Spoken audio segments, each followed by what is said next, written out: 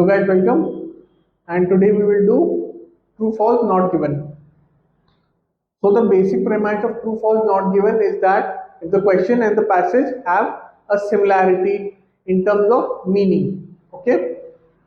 So true is if the statement agrees with the information. If the meaning of the question and the information given in the passage is the same, then the answer is true.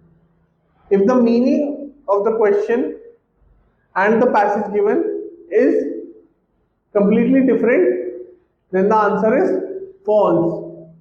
If there is no information given in the passage, then the answer should be not given. Okay. So let's look at this passage. Climate change is causing a decline in the population of polar bears in the Arctic region. Now the question states, the decline in the population of polar bears is primarily due to hunting.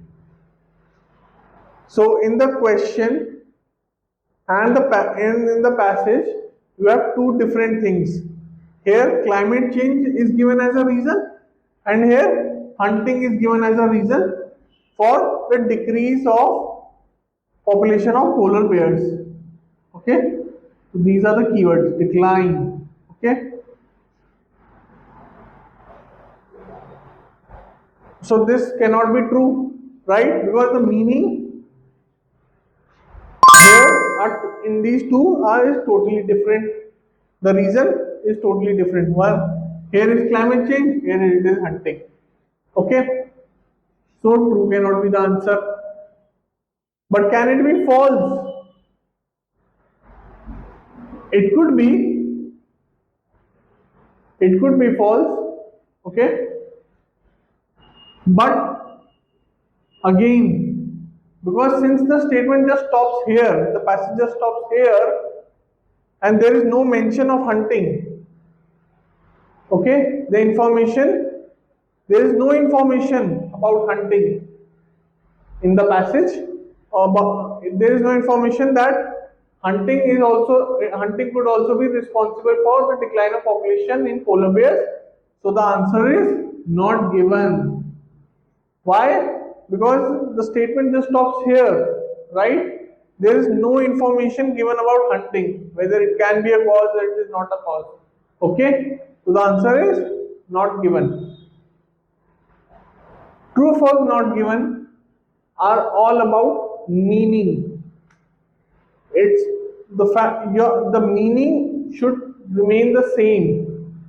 If the question says that Titanic was discovered in 1918 and the passage says that Titanic was discovered in 1920, the question and the passage have two different informations, right? Obviously, the primary information is given by the passage, so the answer in that case would be false. Okay. Also, true, false, not given always move in a sequential order.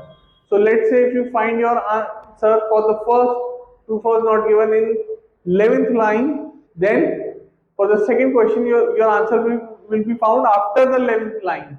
Okay, it always moves in a chronological or a sequential order. Okay, and thirdly, in true, false, not given, make sure that these two, false and not given, are the most confusing parts. This you could think that they are similar, but they are not similar, right?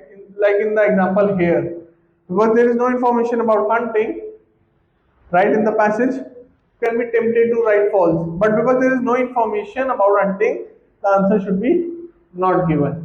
Okay, so I'll see you in the next one, and if you have any further questions, please let me know. Thank you. So if you like this video, please make sure to hit the like and subscribe button